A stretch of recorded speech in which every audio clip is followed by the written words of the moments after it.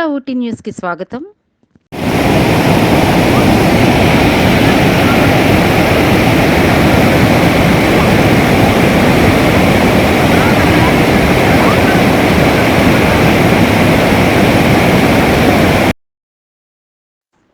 ప్రభుత్వాలు మారుతున్నాయి, అధికారులు వస్తున్నారు వెళ్తున్నారు తప్ప దశాబ్దాలుగా ఆ గ్రామాల ప్రజల వెతులు మాత్రం తీరడం లేదు. ఎన్నికల వేళ ఊకదంపుడు హామీలిస్తున్న నేతలు ఎన్నికల తరువాత అటువైపు చూడడం లేదు. అదే సమయంలో మేము ఏమీ తక్కువ కాదు అన్నట్లు పలువురు అధికారులు హామీలిచ్చి గిరిజనులు మభ్య పెడుతున్నారు తప్ప వంతెన నిర్మాణం హామీ నెరవేర్చే దిశగా అడుగులు మాత్రం పడలేదు. దీనితో 6 గ్రామాల ప్రజలు ప్రాణాలకు తెగించి ఇళ్లకు చేరుకున్న ఘటన బుధవారం అల్లూరి సీతారామరాజు జిల్లాలో చోటు చేసుకుంది.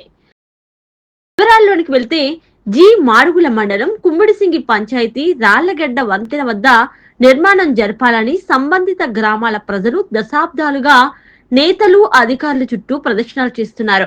బుధవారం కుమ్మిడిసింగి కాలనీ మొదలుకట్టు, ఎడ్ల వీధి, సావిడి వీధి, రాళ్లగడ్డ, చప్పలమామిడి గ్రామాల రేషన్ లబ్ధిదారులు బియ్యం తీసుకోవడానికి, మరికొందరు ప్రభుత్వం కొత్తగా ఇస్తున్న స్మార్ట్ కార్డులు తీసుకోవడానికి గద్దెరాయి డిఆర్ డిపోకు బుధవారం వెళ్లారు.